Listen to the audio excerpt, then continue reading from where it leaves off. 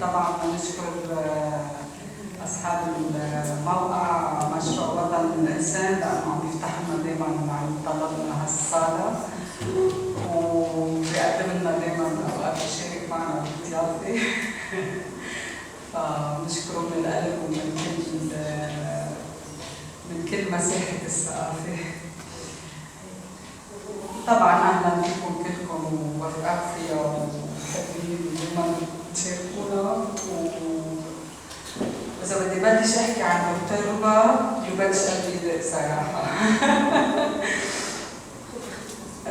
أرسلت لي بتسجيل صوتي سيرتها الذاتية باللغة الفرنسية وقد حاولت أن أكون وفية لذلك الصوت الرنان المتواضع الذي أستشف منه ما يكفي من ذهب لروحي.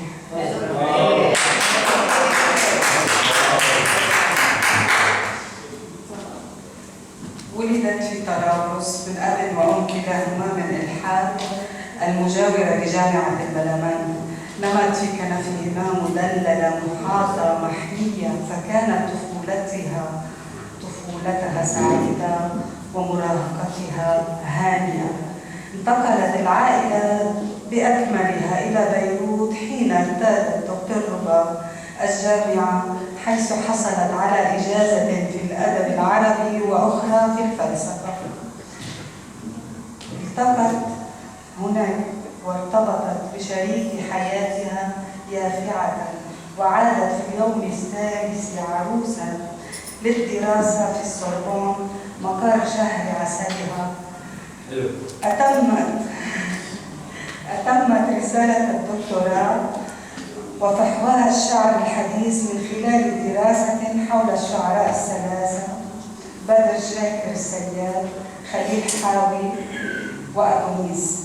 دارت حول الأساطير والرموز تترجم دراسة لغوية مستندة على زلد الموت الحضارة العربية وقيامتها، وهو الموضوع الهوس لديها من أوائل شبابها المبكر وإدراكها العميق لأهمية الجذور الثقافية في خدمة الحداثة. عرض عليهما كثنائي متزوج التعليم في السوربون، لكنها أصرت العودة إلى وطنها الأم حيث أنجبا أولادهما الثلاثة. وقد زارهما العميد تراد سابقا قبل العودة، وقد عقد معها اتفاق عمل وقعت عليه موافقة، وبدأت فور عودتها إلى لبنان التعليم في كلية التربية مع التحضير لطموحاتها ودعمتها بالخبرة والتمرس. نفس طويل.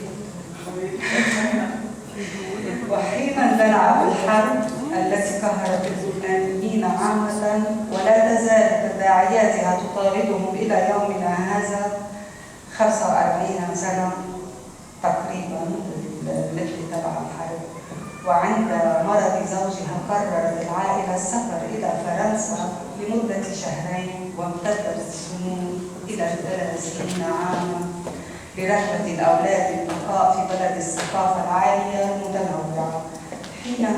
حينها فعليا بدأ الدكتور ربا سابا حبيب بنظم الشعر المفعم حنينا وشوقا وعشقا بلبنان الوطن الحبيب. أسست في فرنسا مركزا ثقافيا للعالم العربي، وأدارته عملا دؤوبا صالونا ثقافيا، نشاطات كثيرة كبيرة أضاءت فيها على النقاط المشتركة وتداخل الثقافي ما بين الضفتين للبحر الأبيض المتوسط. في نشاط سميتيه بليي لوفوار، صراحة ما استوعبت مضبوط شو ليك ما شرحته بس بدي أذكره. تم تكريمها في كلية الآداب في الجامعة اللبنانية ربا سابا حبيب شاعرة المنفى المزدوج. كيانها قفص بجرح غائر تترجمه في أشعارها بلغتها الأم والفرنسية. سيدة الأدب والناشطة التي طالما التزمت بقضية الكلمة. المنفى المزدوج ما بين الشاطئين، هكذا تحب ربا سابا حبيب تصوير شعرها، صور مدفونة فيها منذ صغرها وتعيد إنتاجها في النثر الشعري المعاصر. أود أن أذكر بسياق بعض الأحاديث. أخبرتنا أن عمها الأكبر هو فؤاد سليمان قد أطلق عليها اسم تلال الأزهار. ربا تلال الأزهار، كنت زهرة جيدة ومبرمة. نمت وكبرت في ظل هذا الكاتب والشاعر الذي صنع ذروة بيروت الثقافية، لكنها تقول: الشعر ليس فقط في الجنان، بل عليك أن تزرعه. وتشير إلى أن أمها لم تمسك القلم فقط، ورغم ذلك نقلت لها حب الشعر في كل الإيماءات اليومية الصغيرة التي أثارتها بتلويحها ببعد آخر. بعد التأثر بخف النظر، معلش. اليوم تقول: اليوم بدوري أقدس كل هذه اللحظات الصغيرة دون أن أكون الشاعر الرومانسي لبتلات الورد وشعاع الشمس. شجاعتها بطولتها حتى في نفيها القصري حولتها احتفالا حقيقيا بالحياة، وتقسم ربا حبيب سابا حبيب وتتكاثر لتعيش الحب والكلمات حتى النهاية. خرقت الأبجدية وجندت الحروف للتعبير عن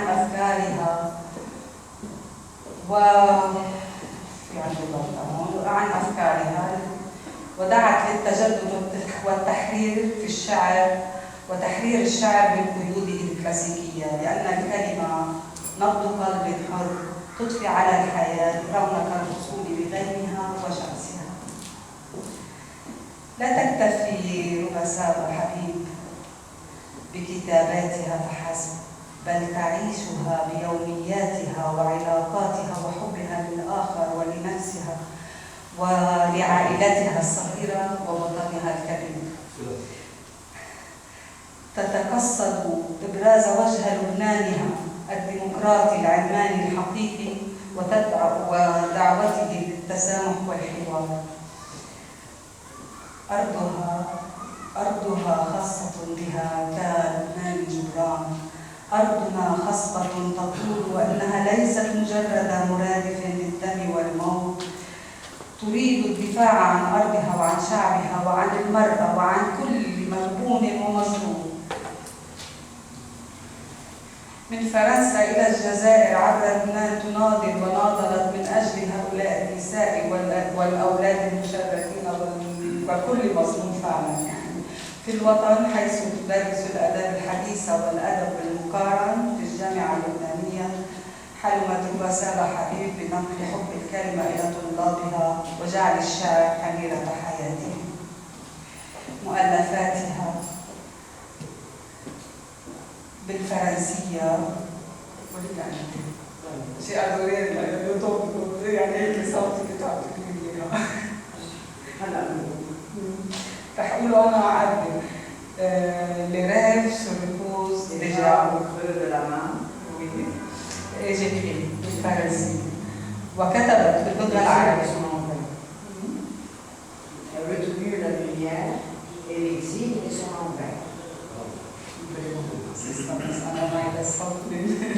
وكتبت باللغة العربية الضوء في السجن، الغربة العربية، أكتب عبق الأمكنة أو تلك الكنوز ما يلزم من ذهب جروح.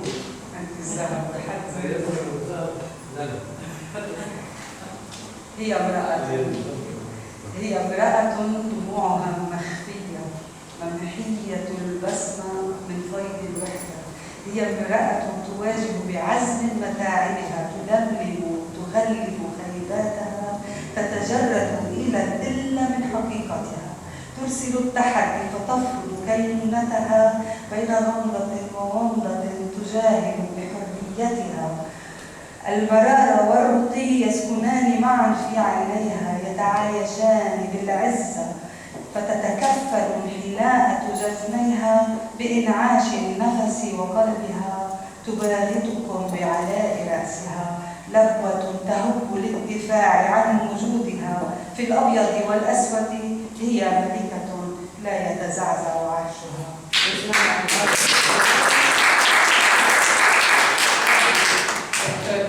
سابا حبيب، المنبر لك. طيب ديما أستاذة في الجامعة اللبنانية، ديما حبيب حداد، ستكلمنا عن تجربة والدتها.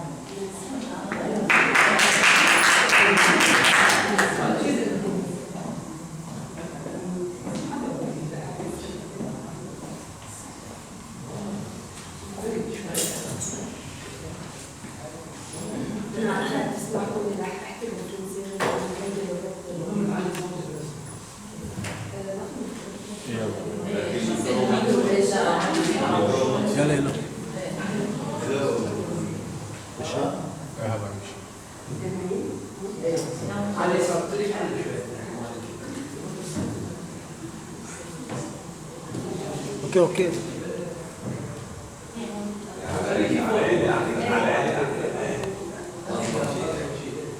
Bonsoir. Merci. أنا مثل ما قلت لكم إذا بتسمحوا لي أحكي بالفرنساوي لأنه هذه لغتي الأم، بما إنه عشنا من نحن وصغار بفرنسا فهيك في بعض الكلمات التكنيك اللي أكيد ما تعرفون. Je vais parler d'abord non pas seulement de ma mère, mais d'une femme qui aujourd'hui, pour la journée de la femme qui avait été demandée par une grande révolutionnaire allemande, pour qu'on se rappelle que la femme a plusieurs combats dans sa vie. Vous avez choisi de parler de Lobassa Bahabib, et je vous en remercie. On est très touchés. On parle souvent de sa poésie, on parle souvent d'elle en tant que professeure, et on oublie un petit peu que c'est une femme qui a mené plusieurs combats. Pour parler des femmes qui mènent des combats, souvent elles sont racontées dans les livres d'histoire, elles sont racontées dans les livres de littérature, mais on a rarement la chance de les côtoyer de leur vivant. Et longue vie à elles, comme je souhaite longue vie à tous. Mais pour un pays comme le Liban, qui a toujours engendré des intellectuels, qui a engendré l'intelligence, qui a laissé les gens du monde entier parler de lui, et non pas seulement par rapport à la guerre, pas seulement par rapport aux événements. On a beaucoup parlé de l'intelligence libanaise.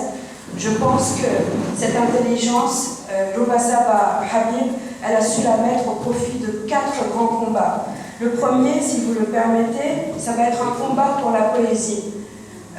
Il est très facile de devenir, je ne vais pas dire poète, mais il est facile de devenir un amoureux, un esthète qui aime la poésie. Les Libanais aiment la poésie, les Libanais aiment le sajal, ils aiment la littérature, ils aiment l'intelligence, et peu importe la classe sociale, éducative, ils aiment que leurs enfants soient les plus éduqués, certes. Mais ce qu'elle a réalisé, elle, c'est d'imposer la langue libanaise, oui, et la langue arabe en pleine activité intellectuelle et culturelle lyonnaise. On parle d'une région qui est assez conservatrice, une région bourgeoise, une région aux 1000 talents. C'est une ville exceptionnelle, comme beaucoup de villes, mais ce n'est pas une ville aussi cosmopolite, c'est une ville conservatrice. Donc elle a pu imposer une poésie qui connaît très bien ses classiques, français et arabes, mais en lui amenant un souffle nouveau, dépourvu de rimes, dépourvu de doses littéraires lourdes, et elle a été admise et reconnue par ses pairs qui sont devenus ses alliés et ses amis. Elle n'est pas rentrée comme la petite qui est rentrée à l'Académie Rodanienne. Elle est rentrée à l'Académie Rodanienne par la grande porte. Je vous l'assure, pour avoir travaillé pendant 14 ans auprès d'elle. Après l'avoir vue être reconnue par Jean-Marie Ozias, là on parle du maître des maîtres de la pensée rodanienne, c'est Jean-Marie Ozias. Regretté Jean-Marie Ozias qui est décédé il y a quelques années. On parle d'un philosophe, d'un critique, que ce soit littéraire, philosophique. On parle de quelqu'un d'immense et qui a amené Hubasab Habib à rencontrer d'autres grandes sommités de l'intelligence, je dirais, rhodanienne, c'est-à-dire de la région Rhône-Alpes. Elle a aussi côtoyé Paul Grabillon, elle a côtoyé André Mur et plein d'autres grands intellectuels. Mais en imposant l'arabe, c'est-à-dire que quand on allait écouter Hubasab Habib en train de déclamer ses poèmes, elle n'avait pas du tout de retenue de déclamer tant en français qu'en arabe. Et les gens applaudissaient à la FNAC, à la Part-Dieu, en plein centre de Lyon, une poétesse libanaise et qui est de diction franco-libanaise. Donc ça a été déjà le premier combat, un combat qui a été naturel et qui lui a permis d'être reconnu, comme je vous le disais, non seulement par les académiciens, mais aussi d'avoir vraiment son public, que ce soit dans les universités, dans les bibliothèques, dans les librairies assez actives, au Carré 30, dans les théâtres, etc. Donc ça, c'est un premier combat qui, pour moi aussi, en tant que personne issue de deux cultures, qui est très important pour moi, parce que nous, les Libanais, on a tendance à beaucoup parler de ce qu'on aime de l'extérieur, mais on oublie qu'on doit aussi aimer notre culture, et surtout maintenant. Le deuxième combat, c'est qu'elle a été cofondatrice d'un centre culturel, et c'est le centre culturel lyonnais du monde arabe. Alors, ce n'est pas l'Institut du monde arabe, mais l'Institut du monde arabe a aidé en donnant des fonds, comme des livres par exemple, des diapositives, un petit peu de matériel, et puis évidemment des correspondances, qu'elles soient intellectuelles, des années venues incessantes, et puis parce que Boutros Habib et Hubasab Habib ont aussi beaucoup fréquenté l'Institut du monde arabe et Paris, où ils ont mené leurs études.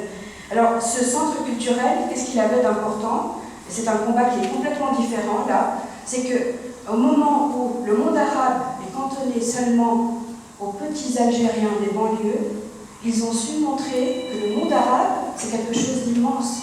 C'est une culture ancienne, c'est une culture qui est encore vivante, que la langue arabe n'est pas une langue morte, et que tous les gens qui viennent du Moyen-Orient ne sont pas les petits délinquants des quartiers et des banlieues. Au contraire, qu'il y a la littérature, la philosophie, l'écriture, il y a les témoignages, mais il y a aussi tous les arts. Il y a la peinture, la tapisserie, il y a la sculpture, la lithographie, il y a aussi des artistes vivants, il y a des artistes qui viennent du Liban, évidemment, il y a des hommes de lettres et des femmes de lettres qui viennent du Liban, vous en faites partie, vous êtes l'intelligence libanaise et l'intelligentsia libanaise. Et cette intelligentsia, elle ne peut pas être enfermée seulement à l'image de l'enfant de quartier qui lui aussi a des circonstances aussi qu'il faut pardonner parce qu'il est issu d'une immigration. La France a accueilli les Maghrébins, mais des Maghrébins qui sont ouvriers, qui ne sont pas éduqués.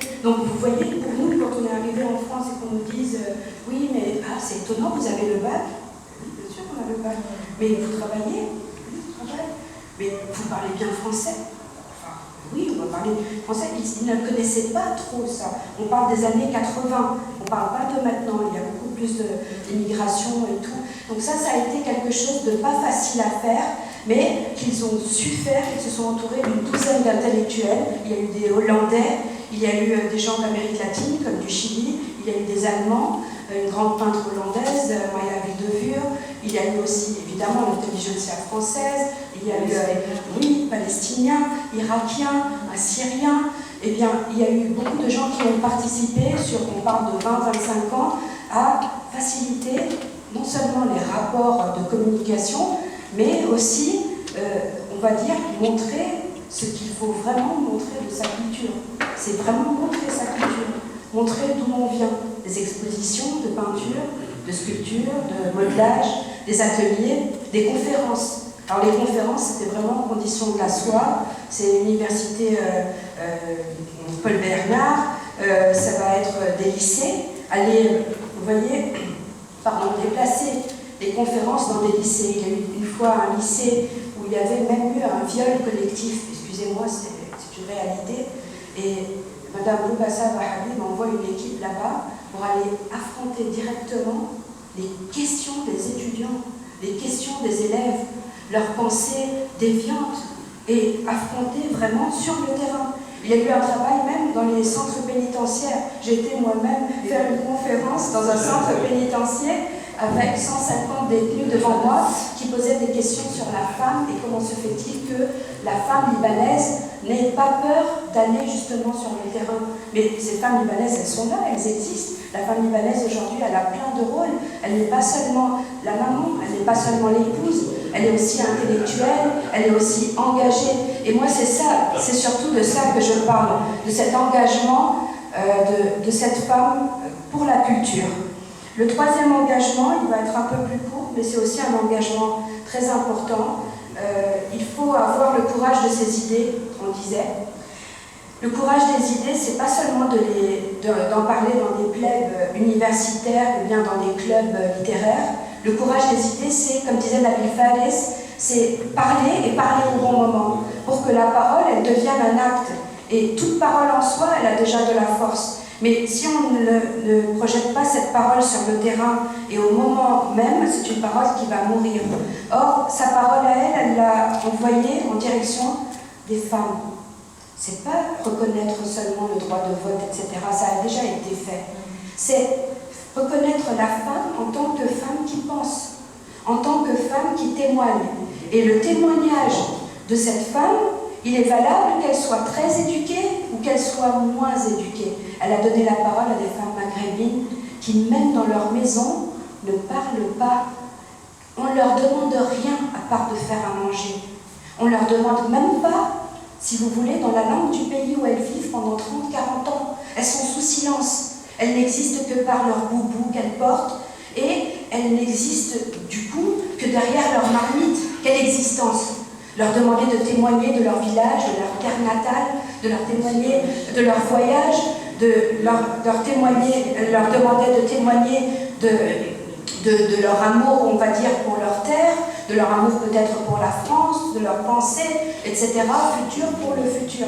Donc tout ça, ça a été un travail qui n'est pas un travail simple à faire, parce que c'est pas le travail de quelqu'un qui était là pour ça, mais là, elle a plié ses ailes d'intellectuels, de femmes cultivées, érudites, pour pouvoir travailler et donner de l'efficacité. Et je peux vous assurer, pour avoir travaillé 17 ans et vu ça, ce n'est pas juste un cri du cœur là dont je suis en train de parler, c'est vraiment qu'il y a eu un vrai travail sur le terrain et un travail reconnu par la Direction régionale des affaires culturelles, avec M. Berniou, par le FACIT, le Fonds d'action sociale et de lutte contre les discriminations, Mme Sakina Baka, par M. Antonini de la préfecture du Rhône. Donc on ne parle pas de petites instances de quartier, que je respecte évidemment, bien sûr, mais on parle d'instances étatiques avec des gens qui sont élus, vous voyez, pour faciliter le dialogue, la communication et pour faire un travail sur le terrain. Donc, Loubassa Wahabi, c'est pas seulement poète qui a aussi cofondé un centre culturel, et c'est pas seulement celle qui est rentrée à l'Académie rhodanienne, permettez-moi de dire, c'est une femme du terrain et de son engagement auprès de la femme. Elle l'a réalisé pas sur un an ou deux pour se donner une bonne conduite. Ça a été un travail sur 25 ans, un travail avec des centaines de filles, de jeunes filles, de dames, d'écrivains en tout genre qui venaient tant d'Algérie, du Maroc, on l'a dit, du Liban, de France, etc., etc., etc. Et un travail voilà, où les femmes ont vraiment amené quelque chose, un souffle nouveau, et ça ressemble beaucoup à la femme libanaise aussi. La femme libanaise qui a ce souffle, cette envie tout le temps d'être multiculturelle au milieu des cultures, mais d'être aussi elle-même fière de sa culture et de travailler sur le terrain et d'être présente. Son combat aussi, qui n'est pas le dernier, parce que je lui en connais tous les jours, les combats, c'est pour son pays. Et pour son pays, ça a été sous différentes formes de combat. C'est ne pas oublier le pays, le chanter, on va dire, fièrement, et non pas de façon hypocrite, permettez-moi, excusez-moi du mot, c'est de chanter le pays avec ses vraies couleurs. C'est pas tout le temps de l'embellir. Vous savez, nous, Libanais, on aime bien dire que le Liban, c'est la mer, le ski, etc. Là, ça a été vraiment de le décrire sanglant, des fois fier, des fois amer, décrire sa nostalgie, décrire les oliviers, son village, ses parents, les pierres du Liban, les plages du Liban, mais les plages où on va oublier sa peine, de décrire la montagne, la profondeur, de ne pas oublier aussi tous ceux qui ont écrit avant elle. Et ce Liban, tant aimé, il nous permet à nous, la nouvelle génération, de continuer de l'aimer. Il est difficile d'aimer aujourd'hui le Liban, mais si ces poètes l'oublient, alors la génération aussi va l'oublier. Si les grands oublient le Liban, les petits vont les oublier aussi. Et ce sera infini. Or, rester justement fidèle à sa terre, il ne faut pas avoir honte à rester fidèle à sa terre, fidèle à son village. Le village est tout. Le village, c'est les armes du Liban, c'est le bouclier du Liban. Le village, c'est notre mémoire. Et ce qu'elle a fait avec ce travail de mémoire, de poésie mémoire, poésie souvenir, c'est pas une poésie qui se lamente, c'est une poésie qui est fière, qui est flamboyante. Et c'est une poésie aussi qui est assez douce, parce que comme je vous disais, elle est enclinte, elle fait en fait le pont entre le classique et le moderne, et c'est une poésie qui se laisse lire, non pas seulement facilement, mais qui vraiment traduit la flambée qu'elle a dans le cœur. Donc, je vous remercie pour votre écoute et je voudrais vous dire que parmi mes plus grands bonheurs personnels, intellectuels et culturels, c'est que j'ai pu avoir la chance de dire que je suis la fille de, non pas Simone de Beauvoir, mais de Boubacar.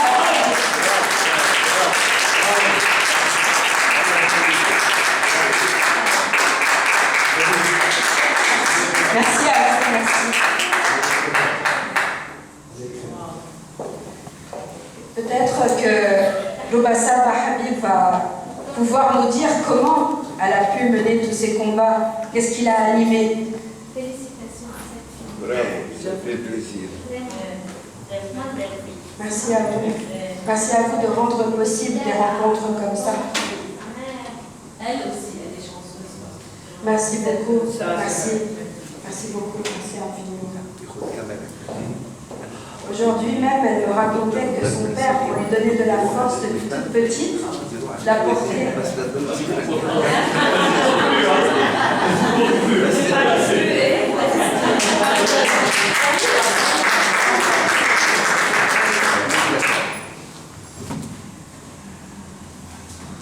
شو بدي اقول اللي خلف ما مات.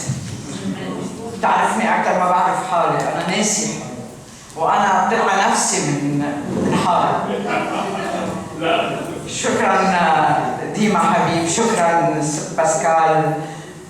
انا شعب الحقيقه انتم ما في احلى منكم، وانا يعني كل شيء واقفه على المنابر بالعالم باوروبا ما فينا نقول. اصعب وقت اني احكي عن نفسي، مش يعني بس متواضعه، بس مش حلو الانا يعني. شكرا يا ديما، كيف هلا اثرتني، راح الزهو تبعي ذكرتني. يعني انا اذا بدي اختصر حياتي بقول امراه فام دبو، مرأة واقفه، مش مرأة. واخترت مسار وقدر، لأنه دايما القدر هو كان ضدي، ومثل ضد كل كائن، كل إنسان منا. بس أهم كلمة قال لي إياها بحياتي، كل شيء كتبوا فيه شعر ومشاعر من أنا وعمري 17 سنة. بقول خطاط عراقي قال لي أنت أقوى من قدرك، أقوى من دهرك. عجبتني كثير هالكلمة. بلشت خاطب الدهر والقدر. كنت بس عم خاطب لبنان وأهلي والمسافات وهيك، بس القدر منه هين. يعني أهلا شيء الواحد إنه يقدر يحني كتافه وراسه ويستسلم ويقول أنا ما بوف أو يا فقيرة باللبناني. والفرنسوية إذا سألتهم وين الطريق هون بيقول لك هي مضيعة مابوف. أنا حاولت إني أتخطى. طيب كيف تجي القوة من الدهر؟ التربية